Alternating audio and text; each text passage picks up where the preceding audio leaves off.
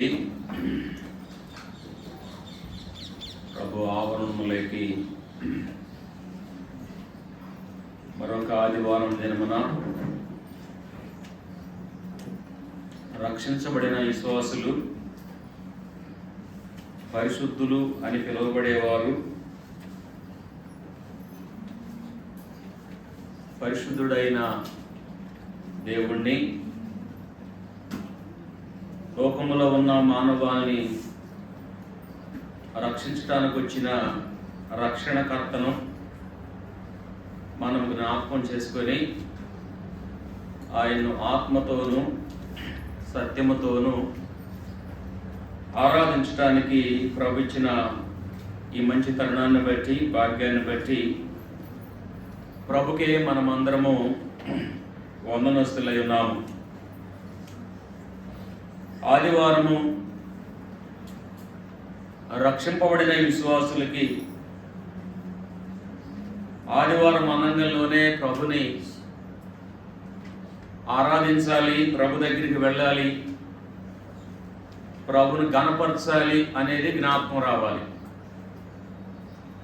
ప్రభుని నమ్మని వారికి లోకములో ఉన్నటి నేత్రాశ జీవపు తమ్మములో వారు జీవిస్తూ ఉంటారు. సెలవు దినం గనక రక్షించబడిన విశ్వాసులకి ప్రభుని జ్ఞాపకం చేసుకునే దినం ఆదివారం దినం. అలాంటి ఆదివారం దినములో మనమందరము ప్రభు మందిరములో చేరి ప్రభు శరీరానికి సాదృశ్యం ఉన్న రొట్టె దగ్గర, ప్రభు రక్తానికి సూచనగా ఉన్న రసపాత్ర దగ్గర మన శిరస్సును వంచి, మన మనసును వంచి, మన ఆలోచనను వంచి, మన దేహాన్ని వంచి ఆయన దగ్గర సాగిలిపడాలి, ఆయనకి నమస్కారం చేయాలి. ఎందుకు చేయాలి అంటే, మనకు రావాల్సిన శిక్ష యావత్తు మన ప్రియ ప్రభు ఆయన భుజాల మీద వేసుకున్నాడు. ఆయన రక్తం ముద్దగా మారిపోయాడు శిలువ మీద. మనము పొందాల్సినటి దెబ్బలు, మనం పొందాల్సినటి గాయాలు, మనం పొందాల్సినటి అవమానం మన నిమిత్తమై ఒదుపుదేపటి గొర్రె పిల్లలాగా మౌనం వహించిన వాడిగా మన ప్రియ ప్రభుని మనం చూస్తున్నాం. మన కొరకు ఎవరో ప్రాణం పెట్టలేదు. మన ప్రియ ప్రభు మన కొరకు తన ప్రాణాన్ని ధారపోయడానికి ఇష్టపడ్డాడు. అలాంటి ప్రియ ప్రభుని మనం జ్ఞాపకం చేసుకోవాలి.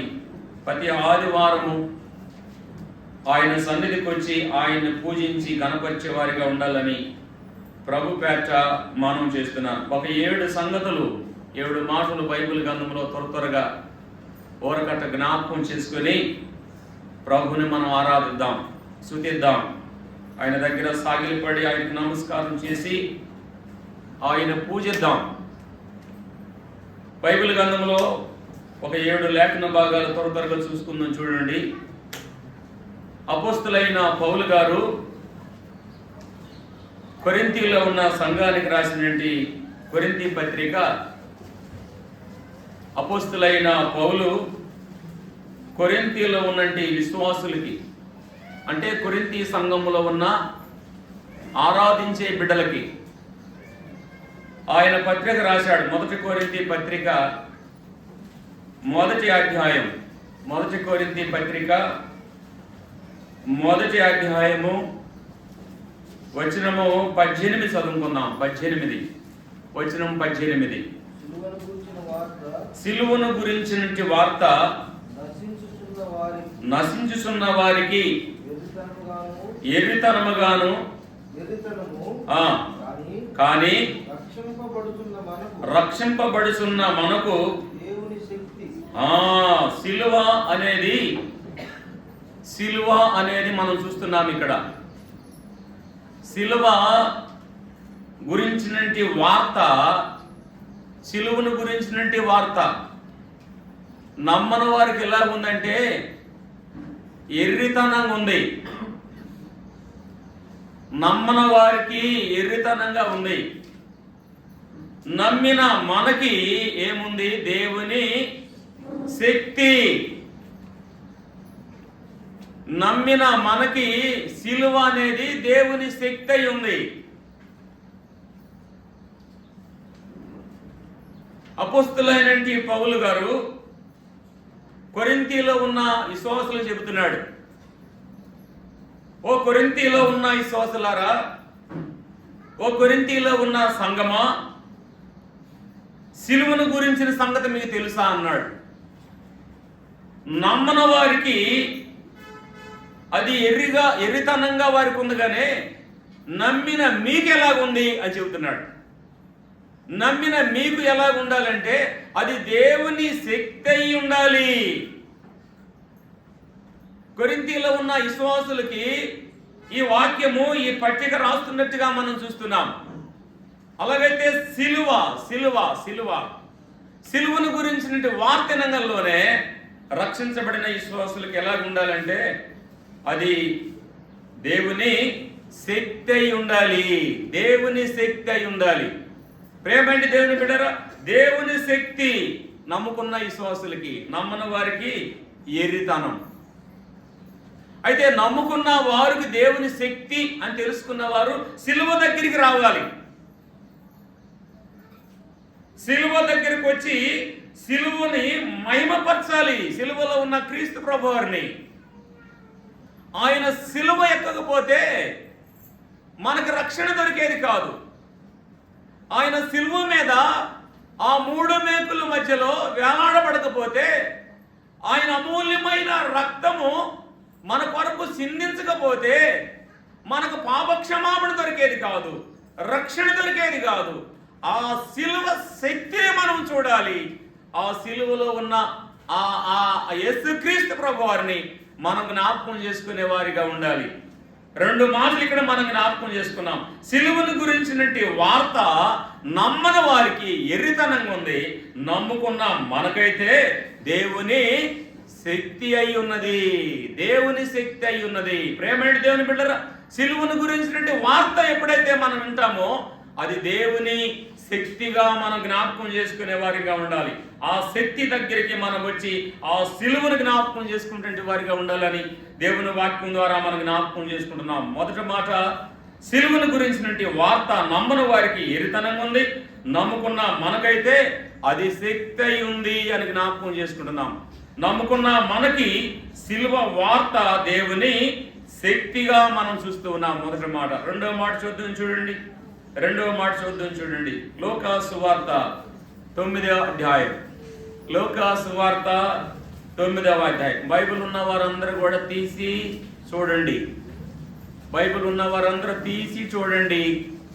బైబిల్ ఒకవేళ ఎవరికైనా లేకపోతే బైబిల్ కొనక్కరండి. బైబిల్ ఇప్పుడు 200 రూపాయలు అవుతుంది కొనుక్కుంటే. బైబిల్ లేకుండా మనం మందిరానికి రాకూడదు. చదువు వచ్చినా రాకపోయినా ప్రతి విశ్వాస చేతిలో జీవగంధం ఉండాలి. పవిత్ర గంధం చేతిలో ఉండాలి. చేతిలో లేకుండా ఎవరు కూడా ప్రభు దగ్గరికి రాగాకండి. సెల్లుఫోన్లో ఉన్నాయి, సెల్లుఫోన్లో చూడొచ్చు బైబిల్ అంతా, సెల్లుఫోన్లో కీర్తన పాడొచ్చు అనుకొని బైబిల్ లేకుండా సెల్లుఫోన్ తీసుకొని రాగాకండి. అది క్రమం కాదు. మన ప్రభు చూస్తున్నాడు. దైవ గంధాన్ని మనం మోస్తే దైవగంధం ఒకప్పుడు మనలో మోస్తుందంట.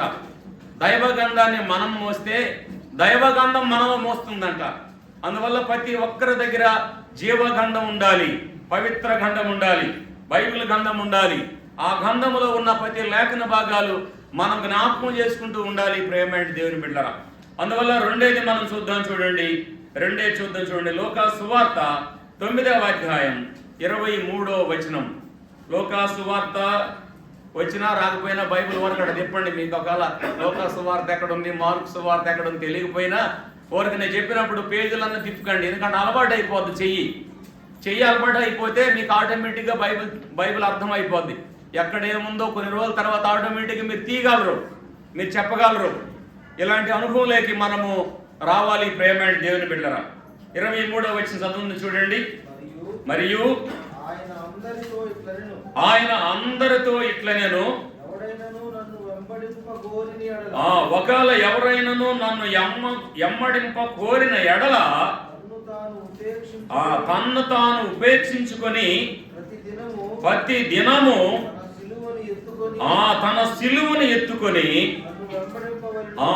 నన్ను ఎమ్మడించవలెను. ప్రతి దినము రక్షించబడిన విశ్వాసులు సిలువని జ్ఞాపకం చేసుకోవాలి. ఒక ఆదివారమే కాదండి, రక్షింపబడిన ప్రతి విశ్వాసి దేవుని శక్తి అని తెలుసుకున్న వారు సిలువ ప్రతి దినము ఆ సిలువ ఎత్తుకునే వారిగా ఉండాలి. ఆ సిలువని ప్రతి దినము జ్ఞాపకం చేసుకునే వారిగా ఉండాలి. ప్రతి దినము, ఒక దినం కాదు, 2 దినాలు కాదు, దినము ప్రతి దినము సిలువను గురించినట్టి వార్త, మనము సిలువను గురించినట్టి ఎవరు సిలువ వారు ఏం చేయాలంట, ఎమ్మడిస్తూ మోసుకునే వారిగా ఉండాలి. అంటే నీ సిలువ నువ్వెత్తుకోవాలి. అంటే సిలువ అంటే యేసుక్రీస్తు ప్రభు వారిని వ్యక్తిగతంగా మనం జ్ఞాపకం చేసుకునే వారిగా ఉండాలని దేవుని వాక్యం ద్వారా జ్ఞాపకం చేసుకున్నాం. మధ్యలో ప్రతి దినము తాను సిలువ ఎత్తుకొని ఆయన్ను ఎమ్మడించవలెను. సిలువ శక్తి అని తెలుసుకునేవారు ప్రతి దినము ఆ సిలువ వైపు చూసి ఆయన్ని ఎమ్మడించే వారిగా ఉండాలి. రెండేది, ఎప్పుడైతే మనం దేవుని శక్తి సిలువని తెలుసుకున్నామో ఆ తెలుసుకున్న వారు ప్రతి దినము ఆ సిలువను ఎత్తుకొని ఆయన్ని ఎమ్మడించే వారిగా ఉండాలి. రెండో మాట, ప్రతి దినము రక్షించబడిన విశ్వాసుల్లో ఎవరు గుర్తుండాలి? సిలువ మాత్రమే గుర్తుండాలి. ప్రతి దినము నిద్ర లేచావా, సిలువ సిలువ సిలువ సిలువ వైపు మనము ప్రయాణించే వారిగా, సిలువ వైపు ఎమ్మడించే వారిగా ఆయన సిలువను ఎత్తుకొని ఆయన సన్నిధిలో మనము ఆయన్ని ఎమ్మడించే వారిగా ఉండాలి. రెండేది. మూడేది చూద్దాం, చూడండి. మార్కు సువార్త 3, మార్కు సువార్త 15వ అధ్యాయం, మార్కు సువార్త 15వ అధ్యాయము వచనము 21.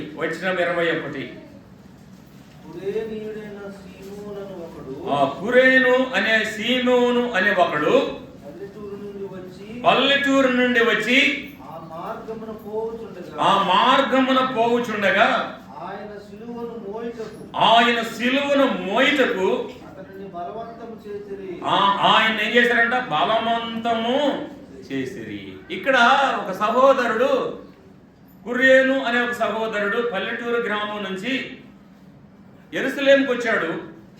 యెరూషలేములో యేసుక్రీస్తు ప్రభు ఏం చేస్తున్నాడంటే, సిలువ వేసుకొని యెరూషలేములో ఆయన ఆ గొల్గోతా కొండకు ఈడ్చుకొని వెళుతున్నారు.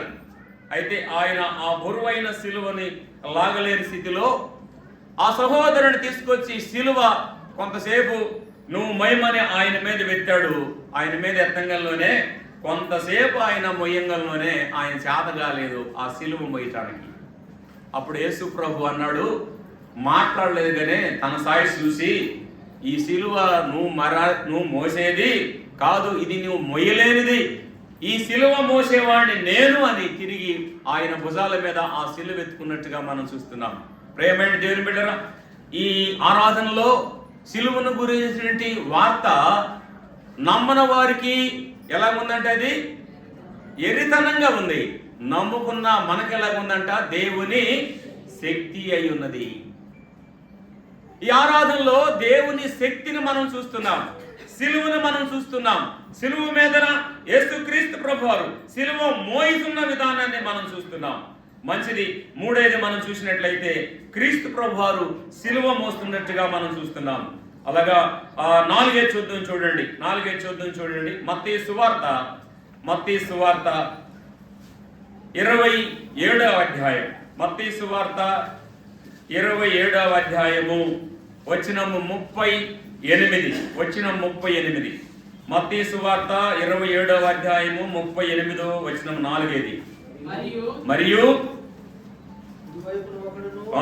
మరియు కుడివైపు ఒకడును ఎడమ వైపు ఒకడును ఇద్దరు బందిపోటు దొంగలు ఆయనతో కూడా సిలువ వేయబడిరి. యేసుక్రీస్తు ప్రభు ఇప్పుడు ఎక్కడున్నాడంటే గొలగొతా అనే కొండ మీద సిలువ మీద ఉన్నట్టుగా మనం చూస్తున్నాం. ఆయనతో కూడా ఇద్దరు బందిపూట దొంగలని ఆ గొలగొతా అనే కొండ మీద ఆ సిలువ వేసినట్టుగా మనం చూస్తున్నాం. సిలువ మీద వేలాడబడుతున్నారు ముగ్గురు వ్యక్తులు సిలువ మీద ఉన్నట్టుగా మనం చూస్తున్నాం.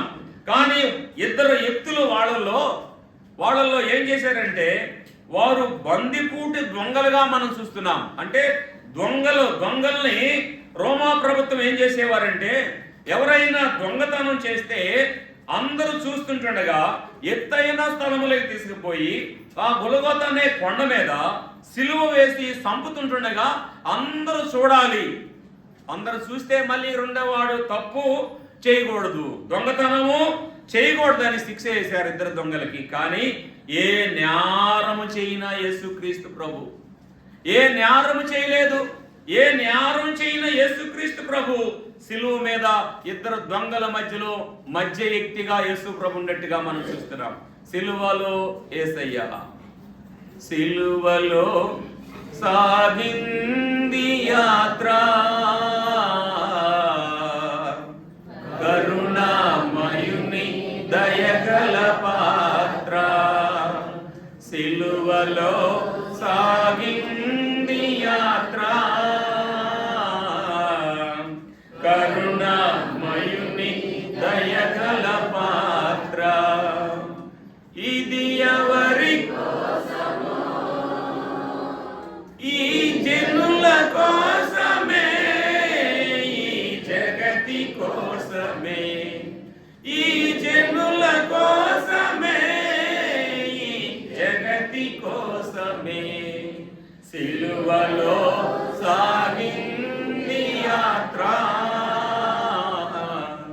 కరుణామయుని దయగల పాత్ర. ప్రేమైన దేవుని బిడ్డలారా, ఆయన ముఖం మీద ఉమ్మి వేశారు. సిలువ లాగేటప్పుడు ఆయన ముఖం మీద ఉమ్మి వేశారు. ఆయన పెళ్ళున ఇద్దరు సైనికులు, బలమైనటి సైనికులు కొరడాలు తీసుకొని ఒకరమిట ఒకరు ఒక కొరడా తీసిన తర్వాత మరో కొరడా ఆయన మీద పడుతూ ఉంటే ఆయన మన నిమిత్తమై తన ఈపు సాపి ఆ దెబ్బలు పొందిన వాడిగా మనం చూస్తున్నాం. ఎవరి కొరకు కొరడా దెబ్బలు తిన్నాడు యేసయ్య? ఎవరి కొరకు శిరస్సు పైన ముళ్ళ కిరీటం పెట్టించుకున్నాడు యేసయ్య? ఎవరి కొరకు ముయ్యలేని బరువైన ఆ కొయ్యమానును, ఆ సిలువ మానును యెరూషలేము వీధులంతా తిరుగుతూ ఎత్తైన స్థలములోకి తీసుకొని వెళ్ళాడు యేసయ్య. మన నిమిత్తమై ఆయన పొందిన గాయములు, మన నిమిత్తమై ఆయన పొందిన దెబ్బలు ఆయన ముఖం మీద కేకరించి ఊమి వేశారు. ఆయన ముఖం దాచలేదు. ఆయన ముఖం మీద నుండి ఎంటికలు పెరిగి వేశారు. ఆయన ముఖాన్ని దాచలేదు. ఆయన ఈపు మీద కొరడా దెబ్బలు పడ్డాయి. ఆయన ఈపును దాచలేదు. ఆయన ఇద్దరు దొంగల మధ్యలో లోక రక్షకుడు వేలాడబడినట్టుగా మనం చూస్తున్నాం. ప్రేమైన దేవుని బిడ్డరా, లోక రక్షకుడు వేలాడబడ్డాడు సిలువ మీద. ఇద్దరు బందిపూడు దొంగల మధ్యలో యేసుక్రీస్తు ప్రభు మనందరి కొరకు నలిగిపోయాడు, కరిగిపోయాడు. మనం నలుగుతున్నామా యేసయ్య కొరకు? కరుగుతున్నామా? మనం నలిగిపోతున్నామా, కరిగిపోతున్నామా యేసయ్య కొరకు? ఆయన నలిగిపోయాడు, దెబ్బలతో నలిగిపోయాడు. ఒక కొవ్వొత్తిని వెలిగించినప్పుడు ఆ ఒత్తి వెలిగిస్తూ మగినము కిందకి కరిగిపోతా ఉంటది.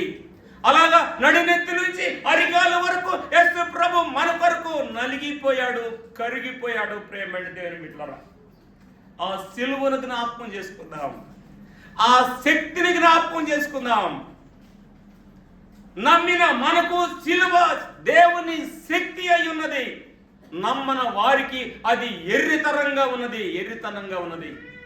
నమ్ముకున్న మనకు సిలువ దేవుని శక్తిగా ఉన్నట్టుగా మనం చూస్తున్నాం.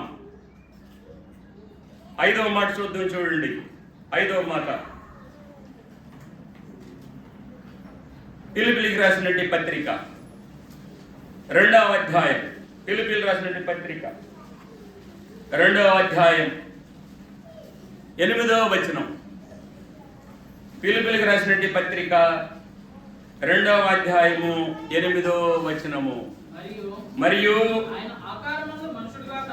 ఆయన ఆకారమందు మనుషుడుగా కనపడి మరణము పొందునంతగా, అనగా శిలువ మరణం పొందునంతగా, ఆయన శిలువ మరణం పొందినంతగా ఇదైత చూపిన వాడై తన్ను తాను తగ్గించుకొనెను. ప్రేమేంటి దేవుని బిడ్డరా, ఆయన ఏం పొందాడు? శిలువ మరణం పొందినంతగా యేసుక్రీస్తు ప్రభువారు తనకు తాను తగ్గించుకొని,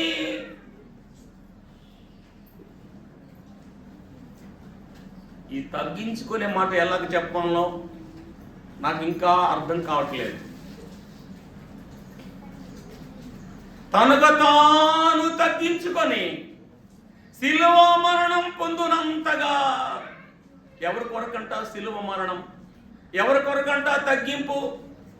మనందరి కొరకు మన ప్రియ ప్రభు ఆకాశములో ఉన్న ఆ అద్వితీయ కుమారుడు తండ్రి రొమ్మున ఆనుకొని ఆనందించాల్సిన ఆ సింహాసనం మీద ఆ అద్వితీయ కుమారుడు క్రీస్తు ప్రభువారు మన నిమిత్తమై పశువుల పాకను ఎన్నుకున్నాడు. మన నిమిత్తమై సత్రంలో స్థలము లేనందున పశువుల పాకలు ఆయన్ని పరుండి పెట్టారు. ఎంతగా తగ్గించుకున్నాడు మనందరి కొరకు యేసయ్య. తనకు తానుగా తగ్గించుకున్నట్టుగా మనం చూస్తున్నాం. తగ్గించుకోవడం అంటే ఎలాగ చెప్పాలో అని చెప్పాను మరొకసారి. దెబ్బలు కొడుతుంటే మాట్లాడలా, కేకరించి ఊమి వేస్తుంటే నోట్లో నుంచి మాట రాలా.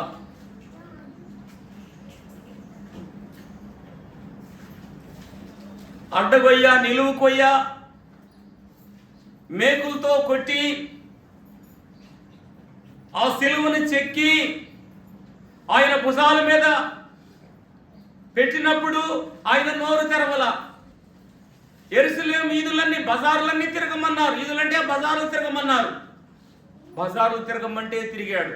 సిలువ ఎత్తుకమ్మంటే ఎత్తుకున్నాడు. ముళ్ళ కిరీటం పెట్టుకోమంటే పెట్టించుకున్నాడు. అంతేకాదు, కేకరించి ముఖం మీద ఊమేస్తుంటే ఊమి వేయించుకున్నాడు.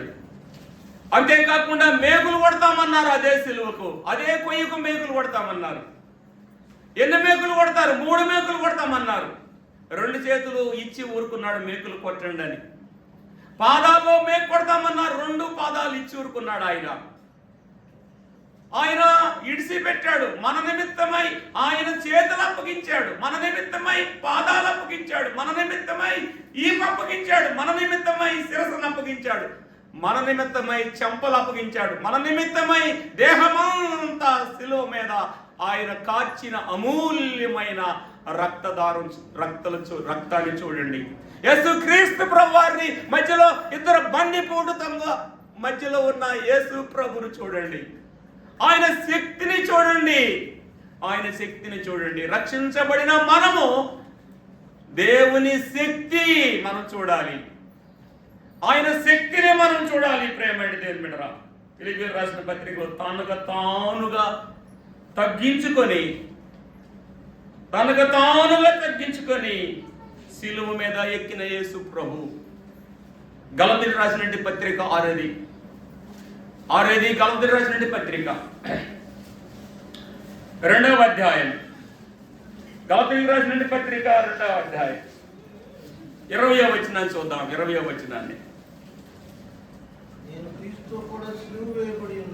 నేను క్రీస్తుతో కూడా సిలువైబడుచున్నాను. ఇక నిర్మించేవాడును నేను కాదు, క్రీస్తే నాయందు జీవించుచున్నాడు. పౌలు అంటున్నాడు, యేసు క్రీస్తు ప్రభు వారిని సిలువ వేశారు కదా, నేను కూడా సిలువ వేయబడ్డాను. ఇక ఈ లోకంలో బతికేది నేను కాదు, నాలో క్రీస్తు ప్రవేశిస్తున్నాడు. ఆయన శక్తిని తెలుసుకున్న వారు అనాల్సిన మాట ఏందో తెలుసా? నాలో క్రీస్తు ప్రవేశిస్తున్నాడు. పౌలు భక్తుడు యేసు క్రీస్తు ప్రభువారిని సిలువ వేస్తే నేను కూడా ప్రభుతో సిలువ వేయబడ్డాను. ఇప్పుడు బతుకుతున్నది నేను కాదు, నాలో ఎవరున్నారు? క్రీస్తు ప్రభు ఉన్నాడు. సిలువ ఎరిగిన మనలో ఎవరుండాలి? క్రీస్తు ప్రభు ఉండాలి. క్రీస్తు ప్రభు కొరకే మనం ఈ లోకములో జీవించాలి. ప్రేమైన దేవుని బిడ్డలారా, అలాగైతే 7వ చొద్దును చూడండి. హెబ్రీయులకు రాసిన పత్రిక 12వ అధ్యాయం. హెబ్రీయులకు రాసిన పత్రిక 12వ అధ్యాయము 2వ వచనం. మనము కూడా ప్రతి భారమును సులువుగా చిక్కులు పెట్టు పాపమును ఏమంటే సులువుగా చిక్కుల్లో పెట్టేది ఏంటని చెప్పండి? పాపము సిక్కుల్లో పెడుతుంది. ఎలాగ పెడుతుందంట?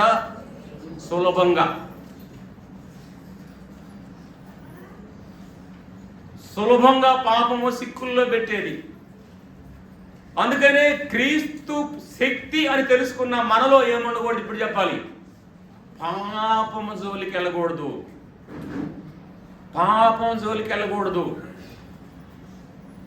పాపం అంటే చాలా మంది ఏదో అనుకుంటున్నారు. ఆయనకి ఇష్టము లేని ఏది చేసినా అది పాపమే. ఎవరికి ఇష్టము లేనిది? క్రీస్తు ప్రభు వారికి ఇష్టం లేనిది ఏది చేసినా అది పాపమే. అలాగైతే చూడండి, పాపం ఏం చేస్తుందంటే సులువుగా సిక్కుల్లో పెడుతుంది. జాగ్రత్త. సిలువను గురించినట్టి వార్త లోకములో ఉన్న వారికి ఎలాగుందంట? ఎర్రితనంగా ఉంది. ఆ ఎర్రితనంలో మనం పోకూడదు. ఒకసారి క్రీస్తు ప్రభుని వెంబడించిన తర్వాత, ఒకసారి క్రీస్తు ప్రభుని నమ్ముకున్న తర్వాత, ఒకసారి సంఘములో చేర్చబడిన తర్వాత, ఒకసారి ప్రభుకు మనం సాక్షి ఇచ్చిన తర్వాత తిరిగి సులువుగా చిక్కులు పెట్టే అపవాదుడు మన జోలికి రాకూడదు. వాడు మనల్ని సిక్కుల్లో పెడతాడు. వాడు మందిరానికి రానివుడు, ఆరాధనకు రానివుడు, దేవుని సన్నిధికి రానివుడు, దేవుని ఆరాధించినవుడు, నోరు తెరవనివుడు, దేవుని సన్నిధిలో కీర్తనలో పాడనివుడు. అంతేకాదు, దేవుడిని ఆరాధించడానికి సిక్కుల్లో పెట్టేది ఎవడంటే అపవాదుడు. సిక్కుల్లో పెడతాడు సులువుగా. జాగ్రత్త సుమా. అందువల్ల రక్షించబడిన విశ్వాసులు చాలా జాగ్రత్తగా ఉండాలి. ప్రతి దినము మన సిలువ మన జ్ఞాపకం రావాలి. నిద్ర లేచామా మన ఆలోచన సిలువ, పనికి వెళ్ళామా మన ఆలోచన సిలువ, ఉద్యోగాలు చేస్తున్నామా మన తలంపులు సిలువ, మనం ప్రయాణం చేస్తున్నామా మన ఆలోచనలు సిలువ, మనం ఎక్కడికి వెళ్ళినా సరే సిలువ. సెలువులో మన కొరకు పొందిన గాయాలు, మన కొరకు కాచిన అమూల్యమైన రక్తదారులను మనం జ్ఞాపకం చేసుకుని సిలువుగా రక్షించబడిన విశ్వాసుల్ని సిక్కుల్లో పెట్టేది ఏంటంటే పాపము అని మనం జ్ఞాపకం చేసుకుని తర్వాత ఇచ్చిన చూడండి. తర్వాత ఇచ్చిన సులువుగా చిక్కుల్లో పెట్టే ఆ పాపమును విడిచిపెట్టి విశ్వాసమునకు కర్తయు దాన్ని కొనసాగించువాడు అయినా యేసు వైపు చూచుచు మన ఎదుట ఉంచబడిన పందెములో ఓపికతో పరిగెత్తుదుము. సిలువ వైపు చూస్తే ఏమొస్తుందంట? ఓపిక వస్తుందండి, నెమ్మది వస్తుందండి. సిలువ వైపు చూపుతూ ఓపిక ఉండదు. పౌలు అదే చేశాడు కదా. పౌలు సిలువ వైపు చూశాడు. అందుకే నేను సిలువ వేయబడ్డాను క్రీస్తు అన్నాడు. ఒకటే మాట. మనం సిలువ వేయబడి ఉంటే సిలువ మనకు శక్తి అయి ఉండాలి. మనము సిలువ వైపు చూస్తే సిలువ నమ్మని వారికి ఎరితనంగానే నమ్ముకున్న మనకు దేవుని శక్తి అయి ఉన్నది. ఆ శక్తిని మనం ఆశించి సిలువ వైపు చూసి మనము దేవుణ్ణి ఆత్మతోనూ సత్యముతోనూ ఆరాధించే వారిగా ఉండాలని దేవుని వాక్యం ద్వారా జ్ఞాపకం చేస్తున్నాను. ప్రేమ 7 మాటలు మన హృదయాల్లో భద్రతపరుచుకొని సిలువ వైపు మన ఆరాధన, సిలువ వైపు మన అర్పణ, సిలువ వైపు మన పదాలు అలాగ ప్రభుకి అర్పించి ఆరాధనలో ఆయన మహింపరిచేవారిగా ఉండాలి. ఆయన మహింపరిచేవారిగా ఉండాలని ప్రభుపేట జ్ఞాపకం చేస్తున్నారు. అలాగైతే ప్రేమైన దేవుని బిడ్డరా, ఇందాక సిలువలో సాగింది యాత్ర, కరుణామయిని దయగల పాత్ర, కరుణామయుడు యేసయ్య. ఆయన కరుణా కటాక్షాలు మన మీద చూపించాడు, మనల్ని రక్షించాడు. రక్షించిన మనము సిలువను జ్ఞాపకం చేసుకున్నప్పుడు దేవుని శక్తి అయి ఉన్నది. నమ్మని వారికి అది ఎలా ఉందంట? ఎర్రితనంగా ఉన్నది. నమ్మన వారికి ఎర్రితనం ఉంది సిలువ అంటే, నమ్ముకున్న మనకి శక్తి అయి ఉన్నది. ఆ శక్తిని మనం ఆశించి ఆయన ఆత్మతో సత్యముతో ఆరాధించి మహిమపరిచే వారిగా ఉండాలని మరొకసారి జ్ఞాపకం చేస్తూ ముగిస్తున్నాను. దేవుడి లేఖన భాగాలు మన కొరకు దీవించి ఆశీర్వదించబడును గాక. ఆమేన్.